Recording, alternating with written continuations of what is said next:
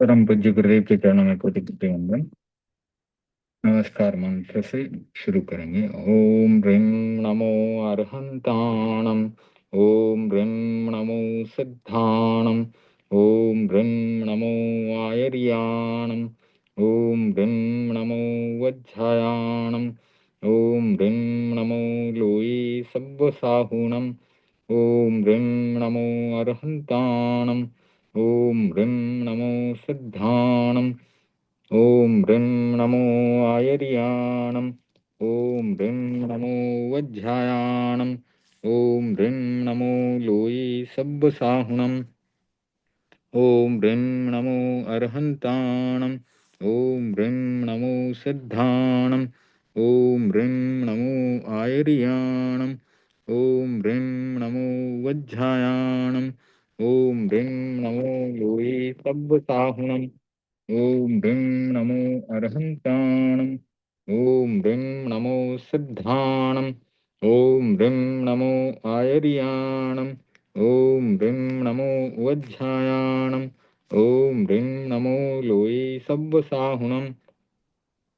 ओम ह्रीं नमो अरहंताणम। ओम ह्रीं नमो सिद्धाणम।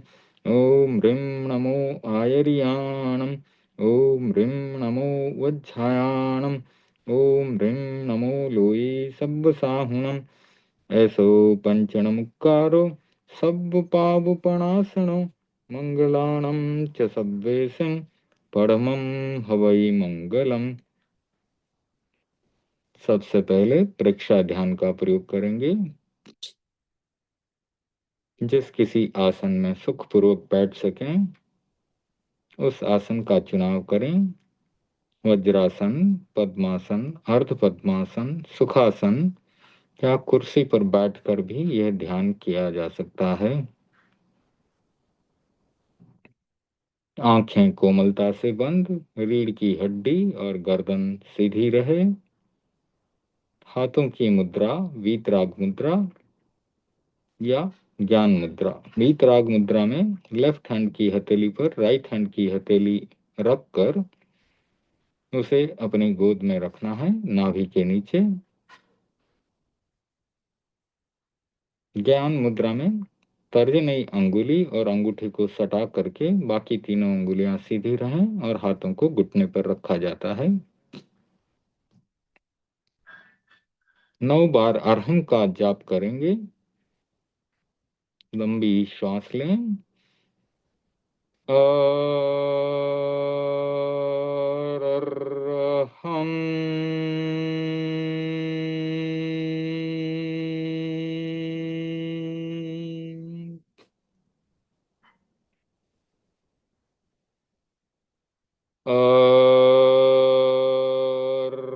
अरहं।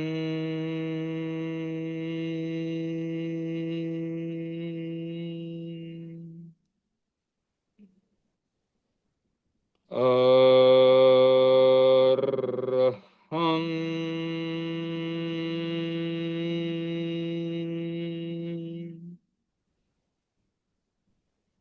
अरहं। अरहं।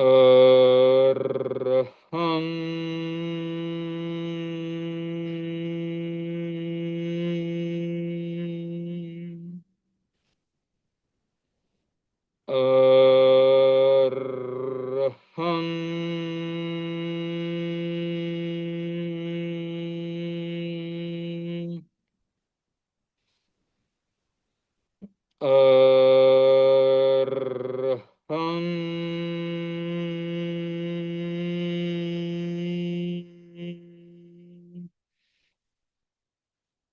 अरहं।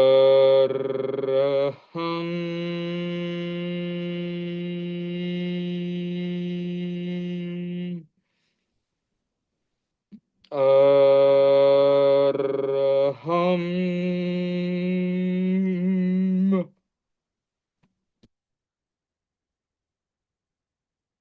अरहं।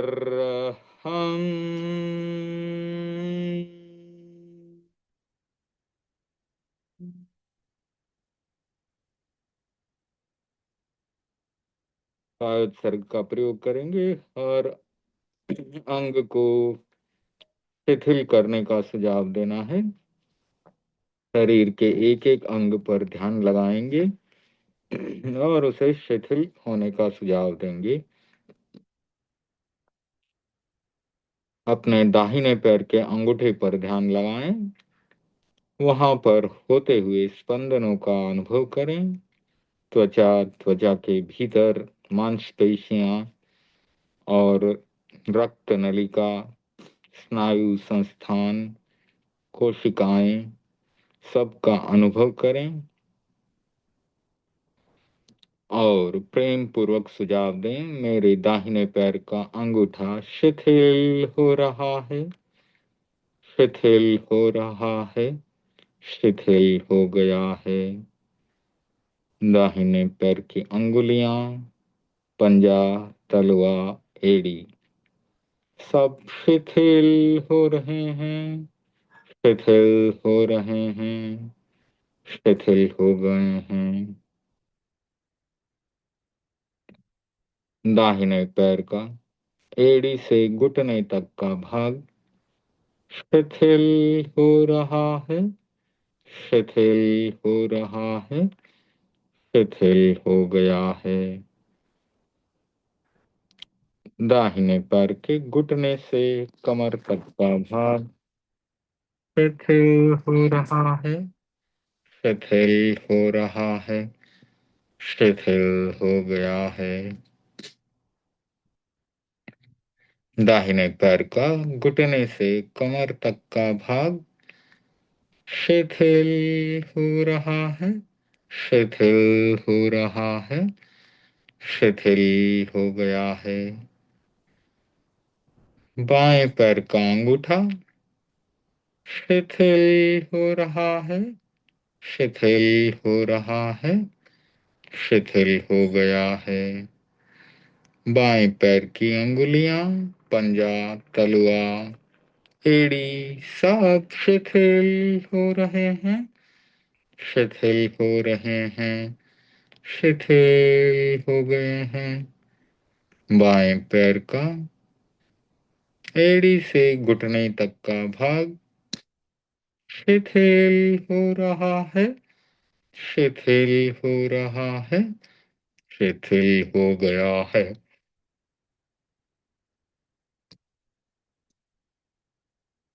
बाएं पैर का घुटने से कमर तक का भाग शिथिल हो रहा है, शिथिल हो रहा है, शिथिल हो गया है। अब बाएं अब कमर से ऊपर के भाग पर ध्यान लगाएं। कमर से नाभि के बीच स्वास्थ्य केंद्र है। स्वास्थ्य केंद्र के भीतर यकृत, प्लीहा, छोटी आंत, बड़ी आंत, लीवर, गोनाड्स, एड्रिनल ग्लैंड्स, सब शिथिल हो रहे हैं, शिथिल हो रहे हैं, शिथिल हो गए हैं। नाभि का भाग, तेजस केंद्र, शिथिल हो रहा है, शिथिल हो रहा है, शिथिल हो गया है।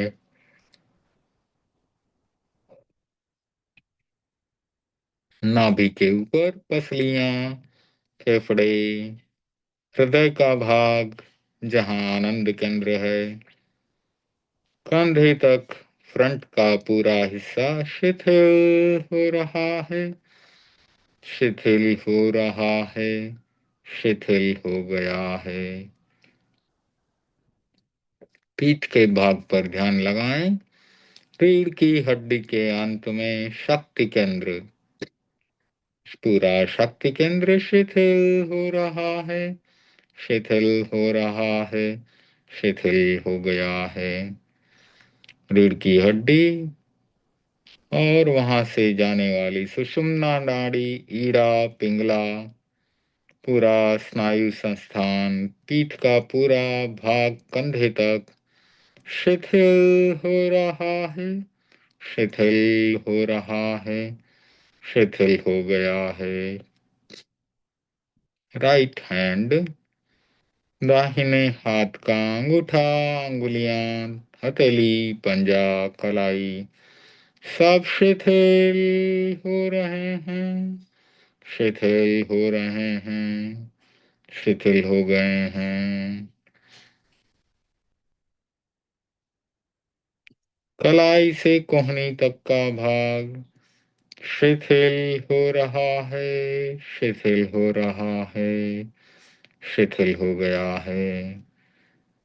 दाहिने हाथ का कोहनी से कंधे तक का भाग शिथिल हो रहा है, शिथिल हो रहा है, शिथिल हो गया है। बाएं हाथ पर ध्यान लगाएं, लेफ्ट हैंड का अंगूठा, अंगुलियां, पंजा, हथेली, कलाई सब शिथिल हो रहे हैं, शिथिल हो रहे हैं, शिथिल हो गए हैं। कलाई से कोहनी तक का भाग शिथिल हो रहा है, शिथिल हो रहा है, शिथिल हो गया है।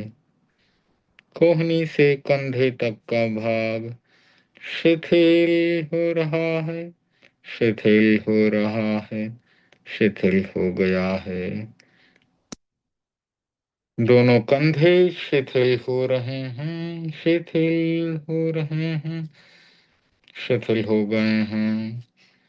कंधे के ऊपर गर्दन का भाग स्वर यंत्र, थायराइड ग्लैंड्स, पैराथायराइड ग्लैंड्स, भोजन नली, श्वास नली सब शिथिल हो रहे हैं, शिथिल हो रहे हैं, शिथिल हो गए हैं। गर्दन के भीतर विशुद्धि केंद्र है।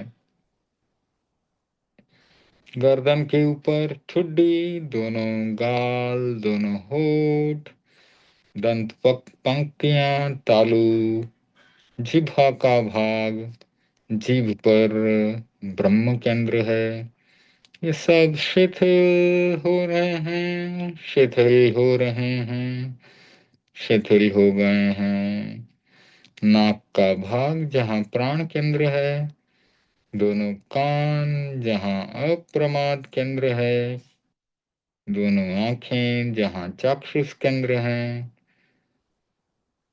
सब शिथिल हो रहे हैं, शिथिल हो रहे हैं, शिथिल हो गए हैं। दोनों भ्रकुटियां, उनके बीच दर्शन केंद्र, ललाट, उसके बीच में ज्योति केंद्र, pituitary glands, hypothalamus, pineal glands, चोटी का भाग ज्ञान केंद्र, ज्योति केंद्र के ऊपर शांति केंद्र सब शिथिल हो रहे हैं, शिथिल हो रहे हैं, शिथिल हो गए हैं। पूरे शरीर में गहरी शिथिलता का अनुभव करें। Stay like a statue. शरीर मूर्ति की भांति अडोल।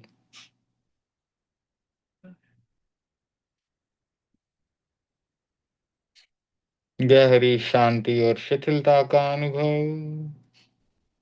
काय उत्सर्ग में शरीर और आत्मा की भिन्नता का अनुभव करें। अभी शरीर के एक एक अंग को देखा और उसे शिथिल किया। आत्मा पूरे शरीर में व्याप्त है। शरीर को देखते देखते आत्मा तक पहुंचने का प्रयास करते हैं। शरीर स्थूल होने की वजह से इंद्रियों से दिखाई देता है, लेकिन आत्मा दिखाई नहीं देती, सूक्ष्म है, अमूर्त है। आत्मा अमूर्त होने से नहीं दिखाई देती।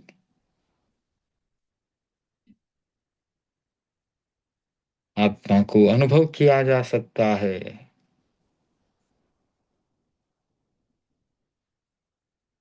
शरीर भिन्न, आत्मा भिन्न। शरीर पौद्गलिक है, पुद्गल से बना है। उसका खंडन, छेदन, भेदन होता है। वह उत्पन्न होता है, नष्ट होता है। यही पुद्गल के लक्षण हैं। आत्मा चैतन्य स्वरूप है, उसमें चेतना है। वह सुख दुख को अनुभव करती है। इसलिए आत्मा भिन्न, शरीर भिन्न। आत्मा अजर अमर है, उसे कोई भी अस्त्र या शस्त्र छेदने में, भेदने में असमर्थ है। नैनम छिन्दन्ति शस्त्राणि। उसे कोई भी शस्त्र छेद नहीं सकता, भेद नहीं सकता। आत्मा भिन्न, शरीर भिन्न।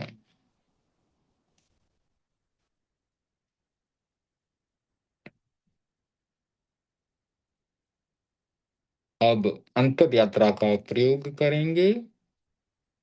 श्वास भरते हुए ज्ञान केंद्र से खाली बाल्टी को रीढ़ की हड्डी से होते हुए नीचे उतारें। शक्ति केंद्र पर शक्तियों को इकट्ठा कर बाल्टी में भरें और श्वास छोड़ते हुए भरी हुई बाल्टी को रीढ़ की हड्डी में से ऊपर ले जाएं, ऊपर ले जाएं और ज्ञान केंद्र पर खाली कर दें। शक्तियों के ऊर्ध्वारोहण का प्रयोग।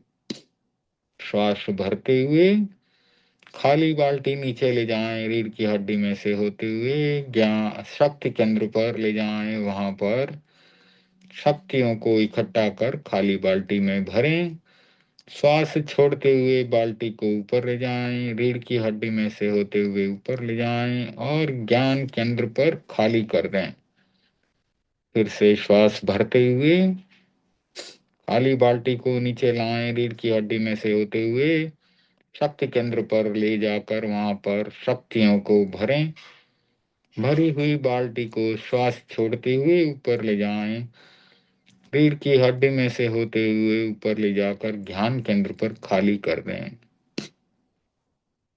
श्वास भरते हुए खाली बाल्टी को नीचे लाएं, रीढ़ की हड्डी में से होते हुए नीचे ले जा करके शक्ति केंद्र पर शक्तियों को इकट्ठा करें और शक्तियों को भरें। फिर श्वास छोड़ते हुए ऊपर ले जाएं, ऊपर ले जाएं और ज्ञान केंद्र पर शक्तियों को खाली कर दें। एक बार फिर से श्वास भरते हुए खाली बाल्टी नीचे ले जाएं, रीढ़ की हड्डी में से होते हुए नीचे ले जाएं।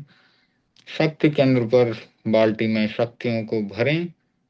श्वास छोड़ते हुए उसे ऊपर उठाएं, ऊपर उठाएं और चोटी के भाग पर ज्ञान केंद्र पर उसे खाली कर दें।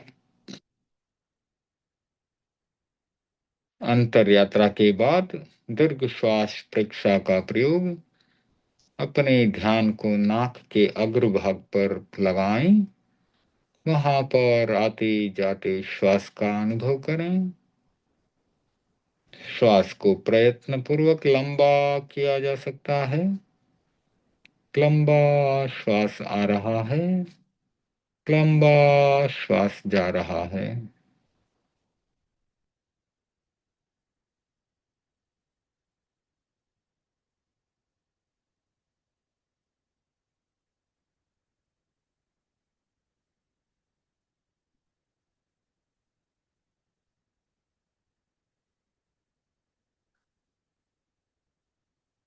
जिस प्रकार एक चौकीदार बैंक या दुकान के बाहर कुर्सी लगाकर बैठा रहता है, अपने ध्यान को नाक के अग्रभाग पर बिठा दें। चौकीदार आते जाते श्वास को देखता है। चौकीदार आते जाते ग्राहक को देखता है। आप आते जाते श्वास को देखें। चौकीदार पूरी जागरूकता से ग्राहकों को देखता रहता है। आप भी पूरी जागरूकता से श्वास को देखते रहें। लंबा श्वास आ रहा है, लंबा श्वास जा रहा है। श्वास लेते समय श्वास भीतर जाता है तो पेट फूलता है। श्वास छोड़ते समय श्वास खाली होता है, अंदर से बाहर निकलता है तो पेट सिकुड़ता है। सही श्वास लेने का यही तरीका है।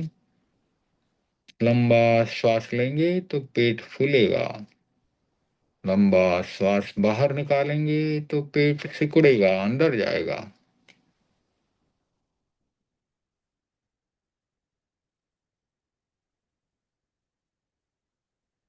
मंदिर में भगवान की अधखुली आंखें नाक पर स्थिर हैं। उसी प्रकार आप भी अपने ध्यान को नासाग्र पर लगाएं, नाक के अग्रभाग पर प्राण केंद्र पर लगाएं।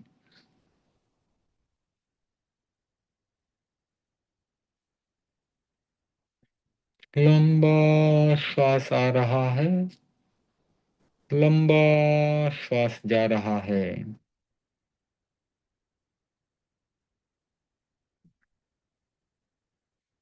पूरा ध्यान श्वास पर रहे।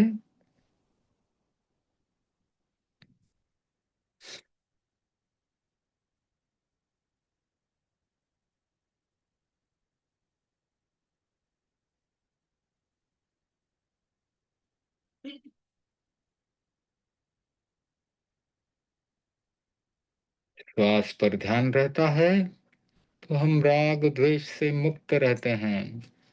क्रोध, मान, माया, लोभ और सब बाहरी आवेग हमें नहीं सताते हैं। हमारी साधना राग द्वेष से मुक्त होने की साधना, वीतरागता की तरफ आगे बढ़ने की साधना। इसीलिए ध्यान की साधना बहुत महत्वपूर्ण है। निर्जरा का एक भेद है ध्यान, एकाग्रता।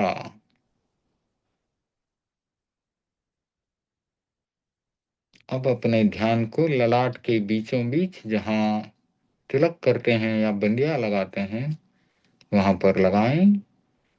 वहां पर शरद पूर्णिमा के श्वेत चांद की शीतल किरणों का अनुभव करें। श्वेत चमकीली किरणें पूरे ललाट पर फैल रही हैं, भीतर की तरफ जा रही हैं। जिस प्रकार से टॉर्च का प्रकाश या ट्यूबलाइट का प्रकाश दूर दूर तक फैल जाता है, उसी प्रकार से श्वेत रंग की किरणें भीतर तक जा रही हैं। हमारे भीतर शांति, सहिष्णुता, सरलता, समता, सहन शक्ति को पैदा कर रही हैं।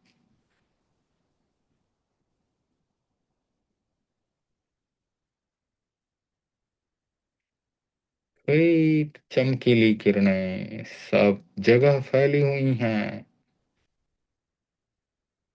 हमारे चारों तरफ फैली हुई हैं, हमारे भीतर प्रवेश कर रही हैं।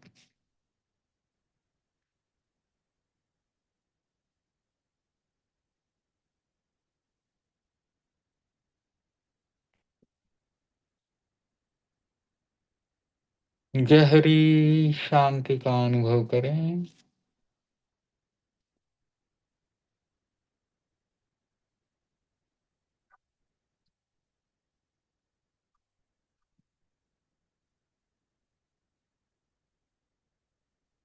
संपिक्खये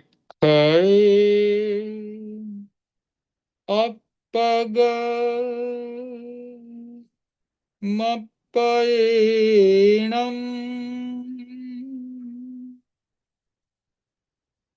स्वयं स्वयं को देखें, आत्मा से आत्मा को देखें। संपिक्खये अपग मप्पयेणम्।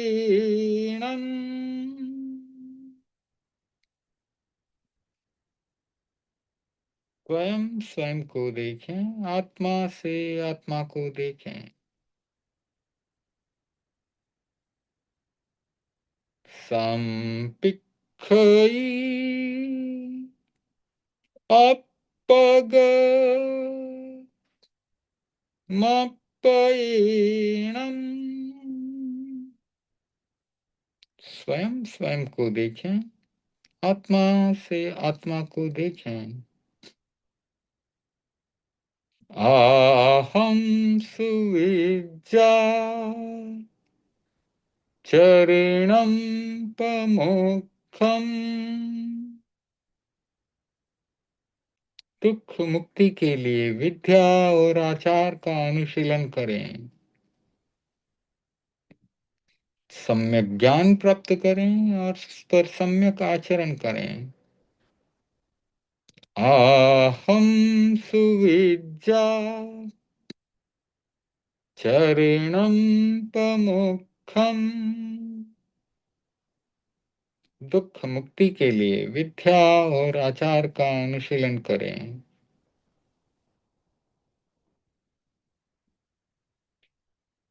आहम सुविज्जा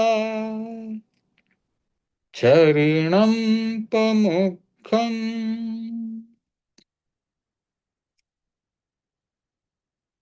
दुख मुक्ति के लिए विद्या और आचार का अनुशीलन करें। अपना सच में से जा मित्तिम भुवेषु कप्पये। स्वयं सत्य को खोजें और सबके साथ मैत्री करें। अपना सच में से जा मित्तिम भुवेषु कप्पये। स्वयं सत्य को खोजें और सबके साथ मैत्री करें। अपना सच में से जा मित्तिम भुवेषु कप्पये।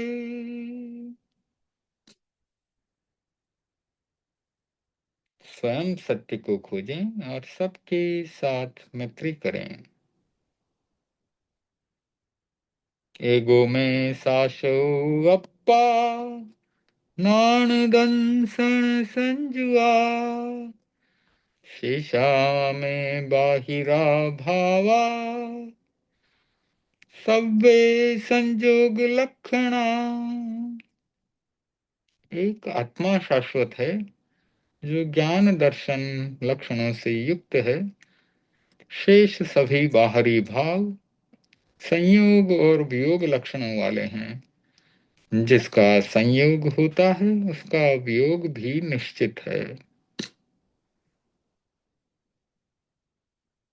एगो में साशो अप्पा नाण दंसन संजुआ। शेषा में बाहिरा भावा सब्बे संयोग लक्षणा। एक आत्मा शाश्वत है जो ज्ञान दर्शन लक्षणों से युक्त है। शेष सभी बाहरी भाव संयोग और वियोग लक्षणों वाले हैं। एगो में सासो अप्पा नाण दंसन संजुआ। शेषा में बाहिरा भावा सब्बे संयोग लक्षणा। एक आत्मा शाश्वत है जो ज्ञान दर्शन लक्षणों से युक्त है। शेष सभी बाहरी भाव संयोग और वियोग लक्षणों वाले हैं। जिसका संयोग होता है उसका वियोग निश्चित है। 2-3 लंबे श्वास लेते हुए अपने ध्यान को संपन्न कर सकते हैं। धीरे धीरे अपनी आंखें खोल सकते हैं। पिछली हमने भगवान महावीर के बारे में स्वाध्याय किया और वही स्वाध्याय अभी भी चल रहा है। 8 ग्राम की घटना, उसके ऊपर आचार्य श्री तुलसी ने एक छोटा सा श्लोक बनाया था। महातपस्वी महावीर की जीवन गाथा काल जयी, जीवन गाथा काल जयी। 8 ग्राम यक्ष मंदिर में बने आत्मबल से विजयी, बने आत्मबल से विजयी। शूल पाणी ने किए उपद्रव, तंद्रा की सी स्थिति आई, तंद्रा की सी स्थिति आई। महास्वप्न 10 देखे प्रभु ने, सबने सार्थकता पाई, सबने सार्थकता पाई।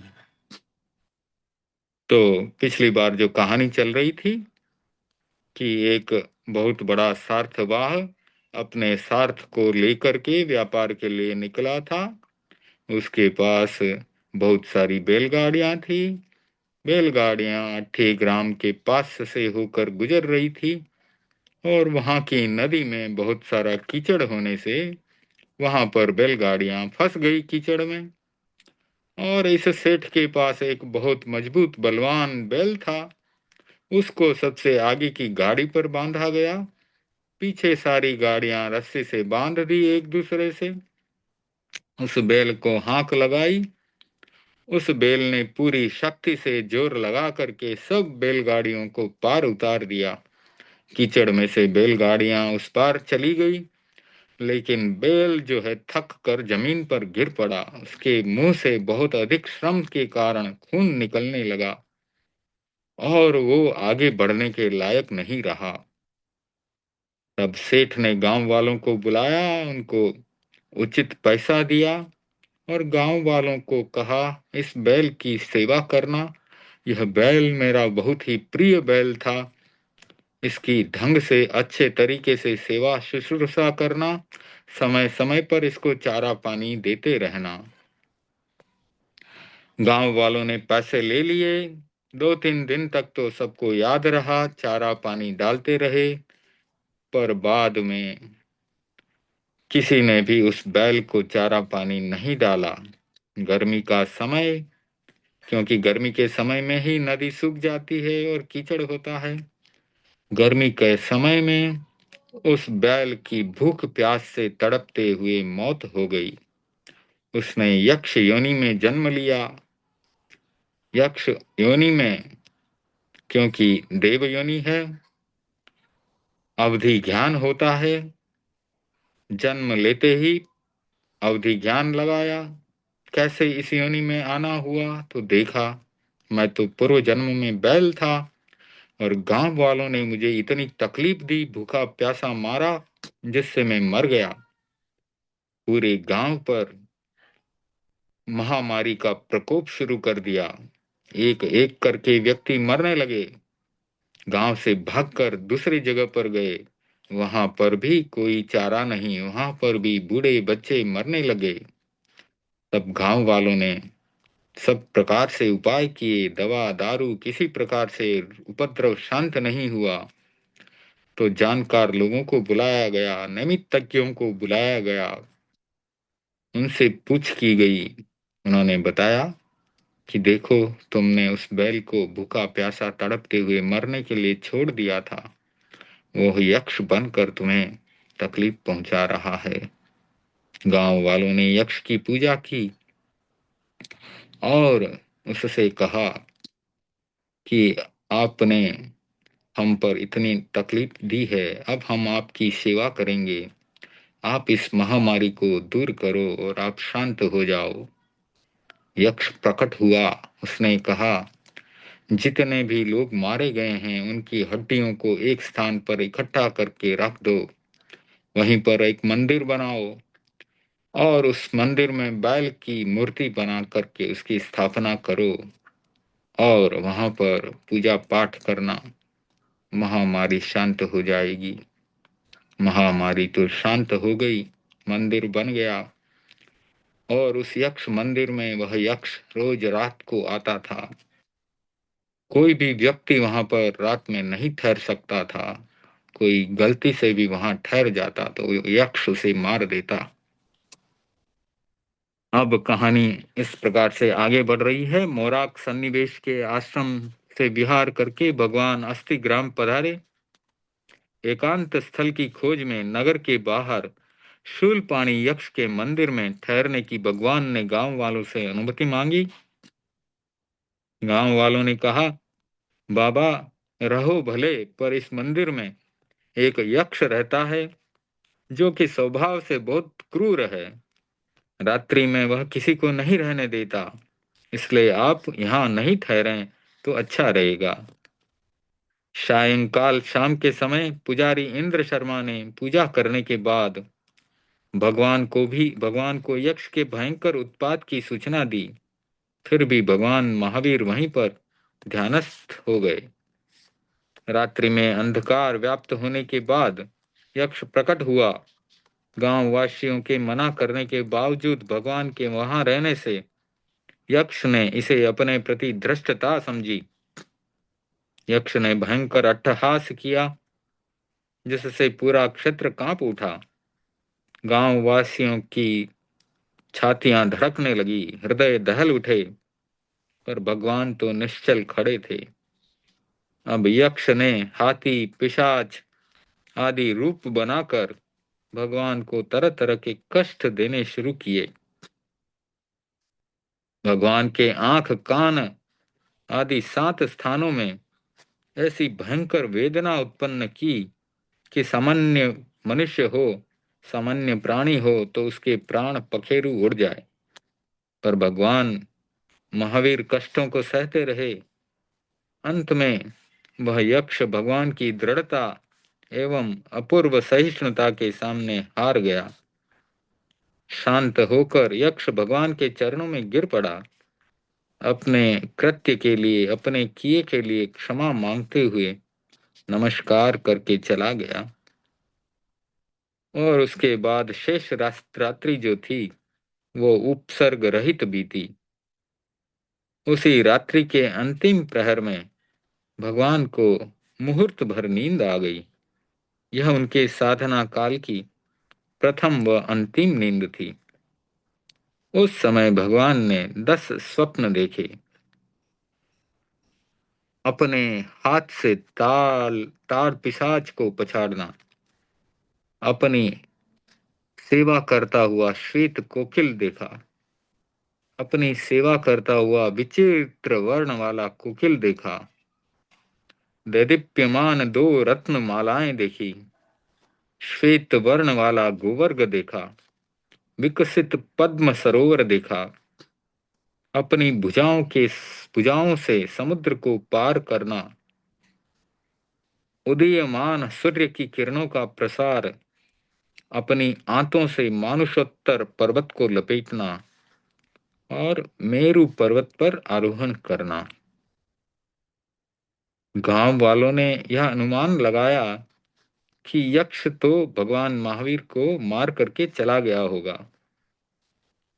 उसी अस्थि ग्राम में एक उत्पल नाम का नैमित्तज्ञ रहता था। किसी समय वह भगवान पार्श्व की परंपरा का साधु था। बाद में साधुत्व छोड़ करके गृहस्थ बन गया और निमित्त विद्या से, ज्योतिष से अपनी आजीविका चलाता था। उत्पल और इंद्र शर्मा पुजारी और अन्य गांव वालों के साथ ये सब यक्ष मंदिर में पहुंचे। वहां पर पहुंचते हैं देखने के लिए कि महावीर जिंदा हैं या नहीं। वहां पर भगवान को ध्यानावस्थित और अविचल खड़े देखा तो सबके आश्चर्य एवं आनंद की सीमा नहीं रही। अब आप देखें कि भगवान महावीर की इस घटना से आचार्य भिक्षु की भी घटना मिलती जुलती है। आचार्य भिक्षु का प्रथम प्रवास नई दीक्षा ग्रहण करने के बाद केलवा की अंधेरी ओरी में था। वहां पर भी ऐसी ही अंधेरी ओरी थी। बहुत ही छोटा सा उसमें अंदर जाने का दरवाजा था और वहां पर भी यक्ष का स्थान था और वहां पर आचार्य भिक्षु ने रात बिताई। वहां पर भी उपसर्ग हुआ। रात में आचार्य भिक्षु के साथ छोटे संत भारमल जी स्वामी, जो कि तेरा पंथ के दूसरे आचार्य बने, वे साथ में थे।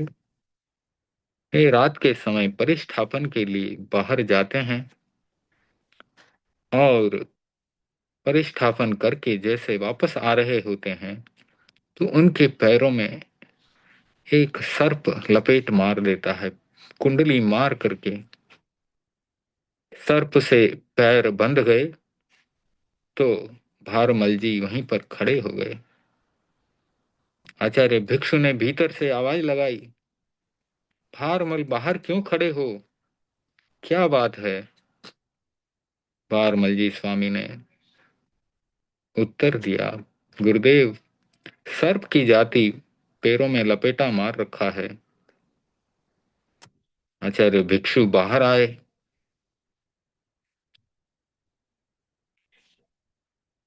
सर्प की जाति को संबोधित करके मंगल पाठ सुनाया और कहा, आप जो कोई भी हैं, बाल साधु को इस प्रकार तकलीफ देना ठीक नहीं है।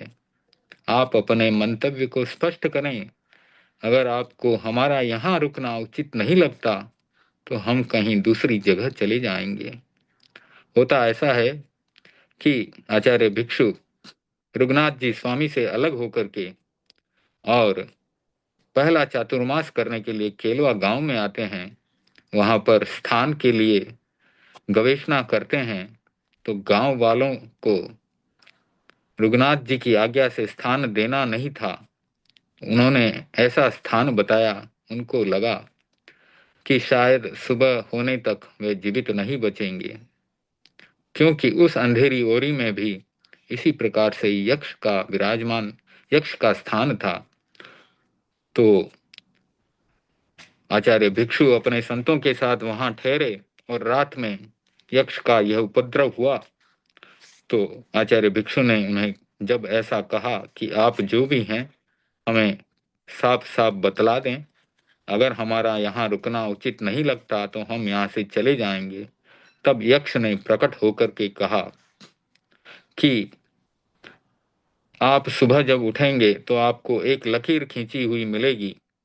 लकीर के इस भीतर भीतर में परिस्थापन नहीं होना चाहिए, उसके बाहर परिस्थापन कर सकते हैं। और इस मंदिर में यहाँ पर दो चौकियां हैं। दो चौकियां यानी पुराने जमाने में चबूतरी यहाँ बनाई जाती थी, चबूतरे बनाए जाते थे अपने घर के बाहर बैठने के लिए। उन चबूतरों के बारे में बताते हुए उन्होंने कहा, एक पर आचार्य भिक्षु बैठ सकते हैं और कोई दूसरा नहीं बैठे, दूसरे पर मैं बैठूंगा। इस प्रकार से उन्होंने सावधानी के लिए बातें कुछ बताई और कहा कि आप यहाँ पर चतुर्मास कर सकते हैं और वह वहां से चले गए।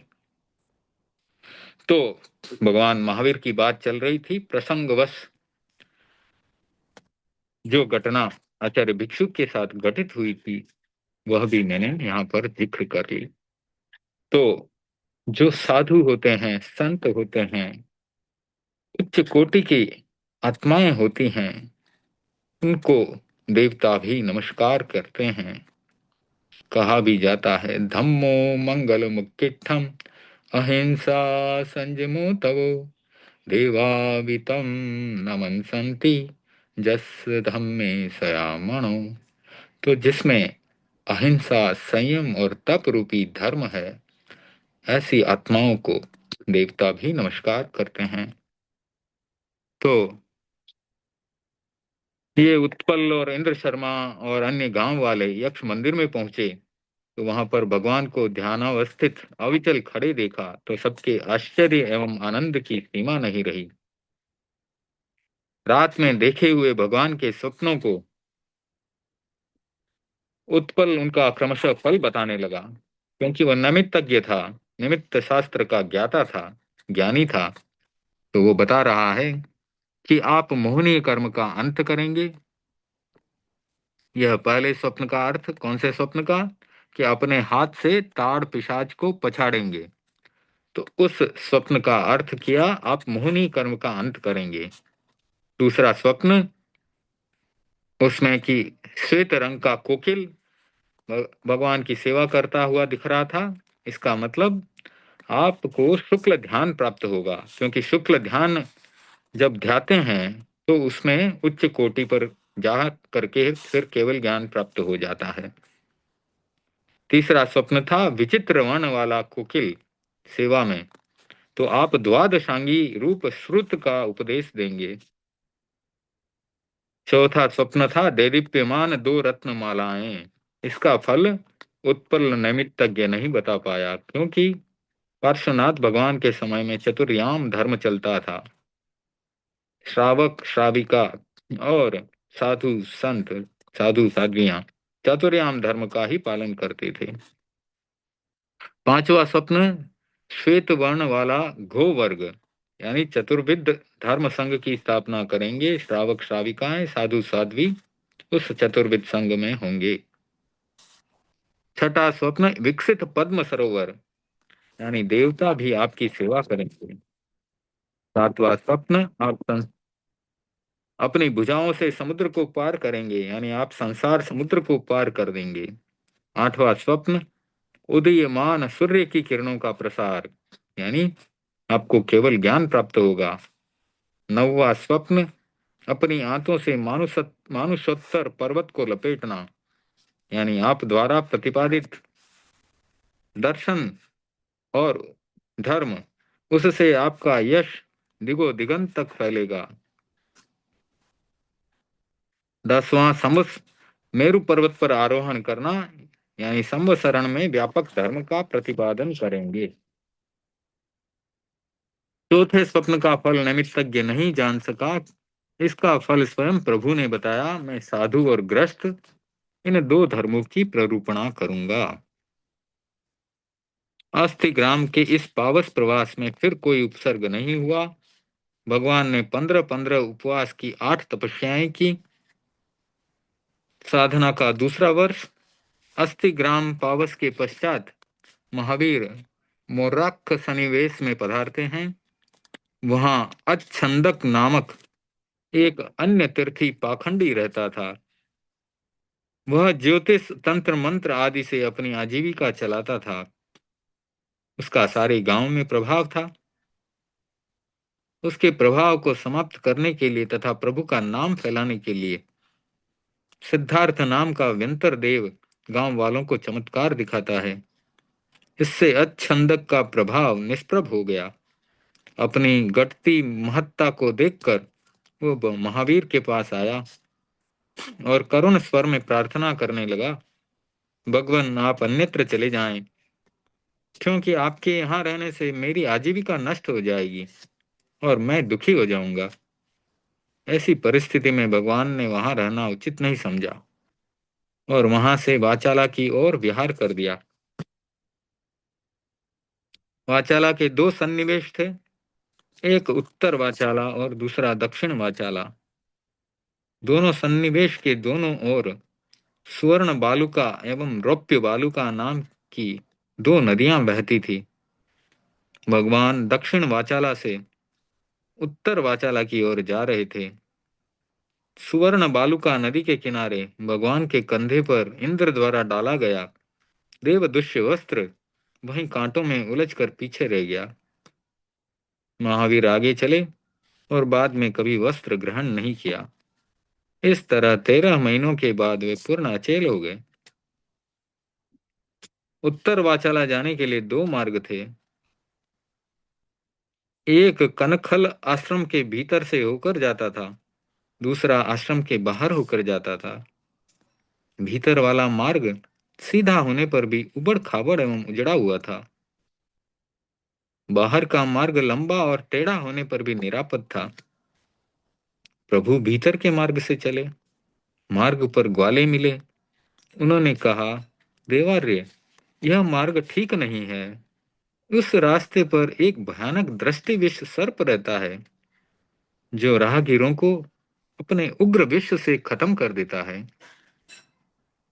आप इस मार्ग से नहीं जा करके बाहर के मार्ग से जाएं तो अच्छा रहेगा।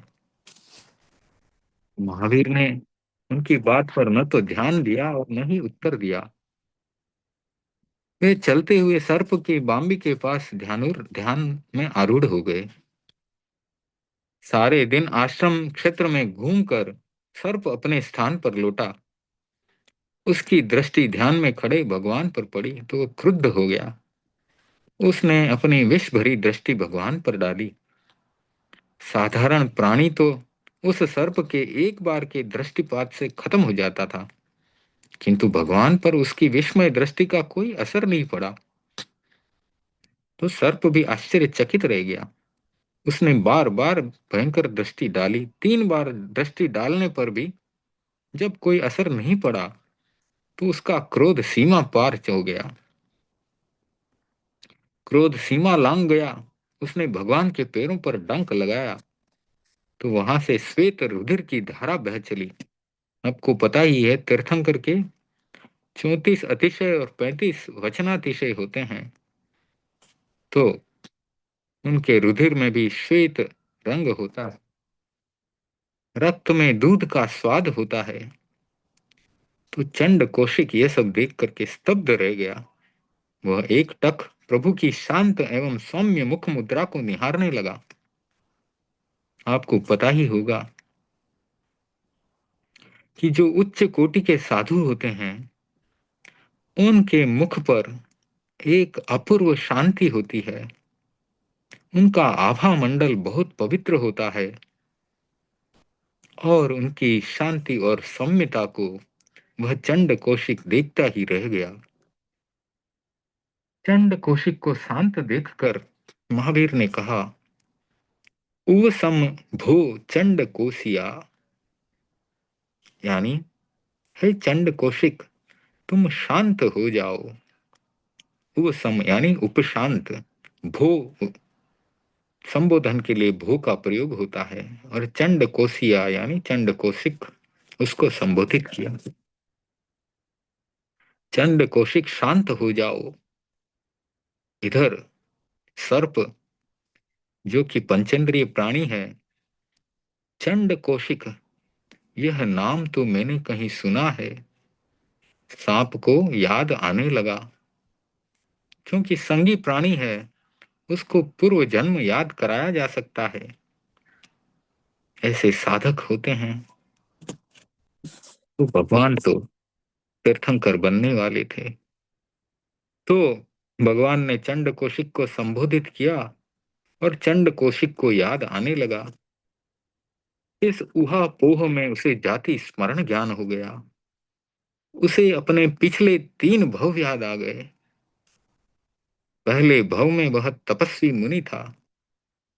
एक बार तपस्या का पारना करने जाते समय उसके पैर के नीचे एक मेंढकी दब करके मर गई। शिष्य साथ में चल रहा था। उसने 2-3 बार याद दिलाया कि गुरुजी आप इस मेंढकी के मर जाने की आलोचना करें, प्रायश्चित कर लें। तो तपस्वी क्रुद्ध हो गया। 1 बार याद दिलाया, 2 बार याद दिलाया, 3-3 बार याद दिलाया तो तपस्वी को क्रोध आ गया। कहते हैं कि तपस्या करने वाले को क्रोध जल्दी आ जाता है। तो इस तपस्वी को क्रोध आ गया और शिष्य को मारने के लिए उठ खड़ा हुआ। शिष्य जवान था, दौड़ करके भागता है तो ये तपस्वी भी उसके पीछे जाता है। क्रोध के आवेश में ध्यान नहीं रहता। आदमी अपना भान भूल जाता है और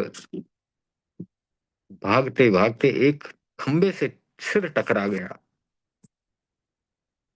फलस्वरूप उसी समय काल धर्म को प्राप्त कर ज्योतिष्क जाति का देव बना। देव आयु भोग करके तीसरे भव में फिर से कनक खल आश्रम के 500 तापसों के कुलपति की पत्नी की कोख से पुत्र रूप में जन्मा। उसका नाम रखा गया कौशिक।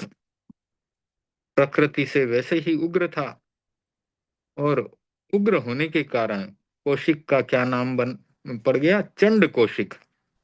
किसी भी आदमी को चंड कह दो तो कोई गलत काम करता है तो उसे चंड कहा जाएगा। तो यह भी क्रोधी था, तो इसलिए उसे कौशिक की जगह चंड कौशिक कहने लगे। तो चंड किसी को कह दो तो गलत हो जाता है, उसे बुरा लगेगा। तो उसके आश्रम व उसके पार्श्ववर्ती वन प्रदेश के प्रति उसका गहरा ममत्व भाव था, ममता का भाव था। वो उसको अपना समझता था। एक बार सेयविया के राजकुमारों ने वन प्रदेश में कुछ उजाड़ कर दिया, कोई नुकसान पहुंचा दिया उस वन क्षेत्र में। सूचना मिलने पर उन राजकुमारों के पीछे वह हाथ में परशु लेकर के दौड़ा। राजकुमार तो भाग निकले, लेकिन चंड कौशिक दौड़ता हुआ एक खड्डे में गिर गया। अब आप देख रहे हैं कि क्रोध की परंपरा कैसे आगे से आगे जन्म जन्मांतर तक चलती है। तपस्वी के भव में थोड़ा सा क्रोध किया और मरा। अब इस भव में, कौशिक के भव में और ज्यादा क्रोध किया, तो क्रोध आगे से आगे बढ़ते जा रहा है। और इसमें परशु लेकर के दौड़ता है राजकुमारों के पीछे, और दौड़ते दौड़ते गड्ढे में गिर गया।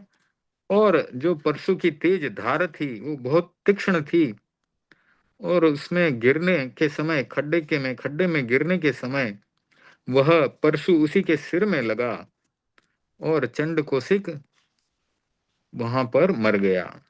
और उसी आश्रम में क्या बनता है? आशी विष सर्प बन गया, जो कि और भी ज्यादा क्रोध में रहता है। तो क्रोध की परंपरा बढ़ती चली जा रही है। लेकिन उसके पूर्व जन्म की तपस्या का परिणाम देखो, यहाँ पर भगवान महावीर उसे मिल गए। अब चंड कौशिक प्रतिबुद्ध हो गया। उसने यह संकल्प ले लिया कि अब मैं किसी को भी नहीं सताऊंगा, और आज के बाद जीवन पर्यंत भोजन पानी ग्रहण नहीं करूंगा। यानी कि चौविहार संथारा कर लेता है। देखिए, मनुष्य भव को तो बिगाड़ा था, लेकिन इस तिर्यंच पंचेंद्री के भव को उसने सुधार लिया। इसी प्रकार का उदाहरण आपको नंदन मणिहारे के कहानी में भी मिलता है। श्रावक के भव को बिगाड़ा, लेकिन मेंढक के भव में अपना कल्याण कर लिया। तो यह सांप क्या करता है? इस संकल्प के साथ सांप ने अपने मुंह को अपनी बांबी में, अपने बिल में डाल दिया, शेष शरीर को बांबी से बाहर रखा। उसके बदले हुए स्वरूप को देख करके आबाल वृद्ध दूध घी से उसकी पूजा अर्चना करने लगे। लोगों को क्या लगा कि यह तो सुधर गया है, तो उसकी पूजा की जाने लगी।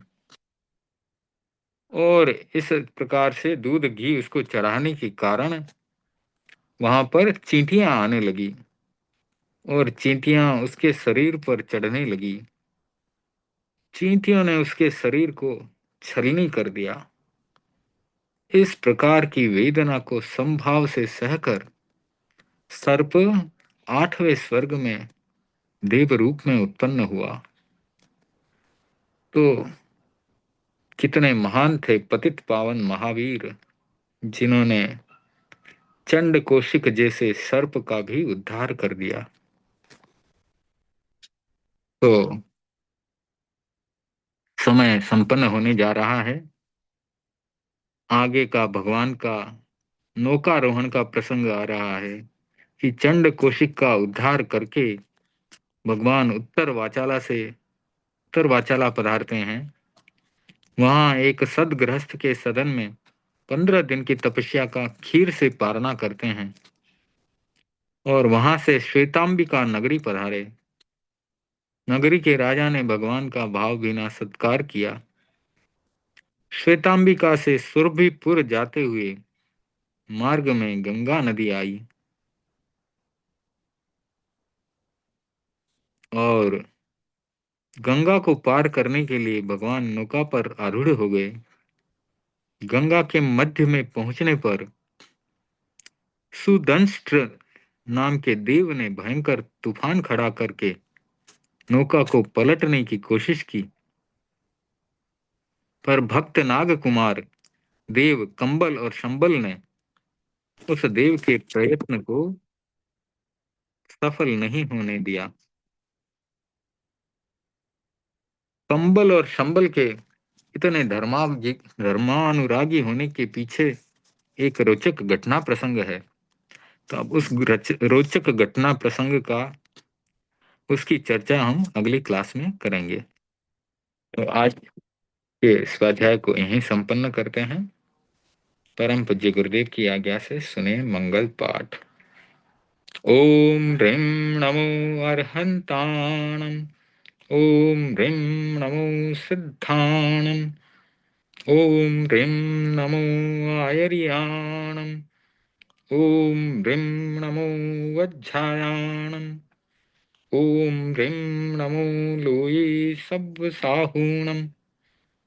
ऐसो पंचणमुक्कारो सब्बपावपणासनो मंगलाणं च सब्वेसिं पढ़मं हवै मंगलम्। चत्तारि मंगलम् अर्हन्ता मंगलम् सिद्धा मंगलम् साहू मंगलम् केवलीपणत्तो धम्मो मंगलम्। चत्तारि लुगुत्तमा अर्हन्ता लुगुत्तमा सिद्धा लुगुत्तमा साहू लुगुत्तमा केवलीपणत्तो धम्मो लुगुत्तमो। चत्तारि शरणं पवज्जामि अर्हन्ते शरणं पवज्जामि सिद्धे शरणं पवज्जामि साहू शरणं पवज्जामि केवलीपणत्तं धम्मं शरणं पवज्जामि। धम्मो मङ्गलमुक्किट्ठम् अहिंसा संयमो तवो देवावितं नमन्सन्ति यस्य धम्मे सयामणो। चैत्याभारहं वासं चक्रवर्ती महेड्यो सन्ति सन्ति करे लोये पत्तो गई मणुत्तरम्।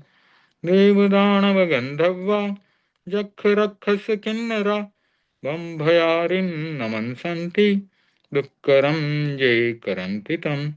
सर्वमङ्गलमाङ्गल्यं सर्वकल्याणकारणं प्रधानं सर्वधर्माणां जैनं जयति शासनं।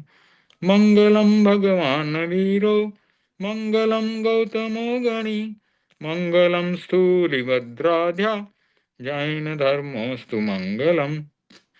मङ्गलं मतिमान् भिक्षु मङ्गलं भारमल्लकः मङ्गलं रायचन्द्राढ्या मङ्गलं तुलसी गुरु महाप्रज्ञोऽस्तु मङ्गलं महाश्रमणोऽस्तु मङ्गलं थेरापन्थोऽस्तु मङ्गलं विघ्नहरण मंगलकरण स्वाम भिक्षुनो नाम गुण ओळख सुमरण किया सरे चिंत्या काम।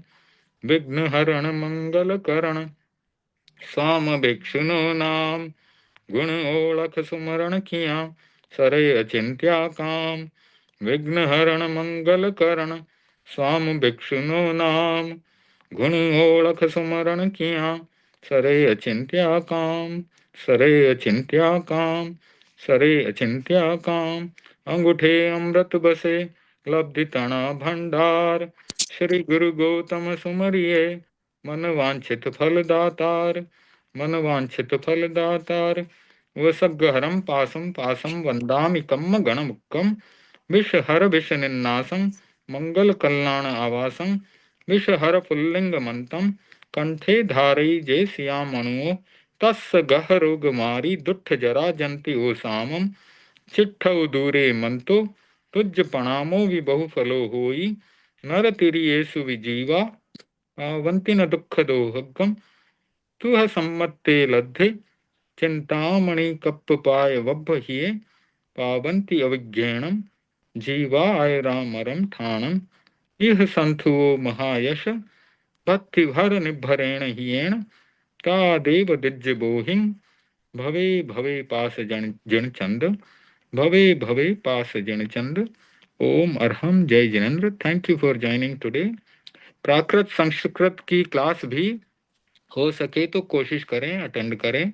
ज्ञान की चीजें सीखनी चाहिए, उससे हमें भगवान की वाणी को समझने में लाभ मिलता है, भगवान की वाणी को समझने में सहायता मिलती है, क्योंकि भगवान की वाणी तो प्राकृत में ही है, अर्धमागधी भाषा में है।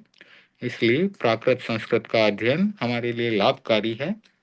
जहां तक हो सके उसे भी अटेंड करने की कोशिश करें। ओम अरहम। जय जिनेन्द्र। हम सब परम पूज्य गुरुदेव के आभारी हैं। खूब खूब अनुमोदना दिनेश जी, खूब खूब थैंक यू। जय धन्यवाद। जिनेन्द्र। बहुत थैंक यू। सुंदर समझाવો છો ખરેખર, જય જિનેન્દ્ર। ચાલુ જ રાખો એવું લાગે છે એમ। હા, મને બી એવું લાગે છે, સ્વાધ્યાય કરતા જ જઈએ પણ ખરેખર બહુ એક તલ્લીન થઈ જવાય છે કે આ પૂરું ના થવું જોઈએ। હા, પણ સમયની બી આપણી સીમા છે ને, આપણી સીમા છે ના ના, સમયની। ખરેખર ખૂબ ખૂબ ધન્યવાદ અને ખૂબ ખૂબ અનુમોદના તમને। થેન્ક યુ अनुमोदना। Thank you. ચનુજી, જય જિનેન્દ્ર। जय जिनेन्द्र। ओम अरहम। ઓમ અરહમ।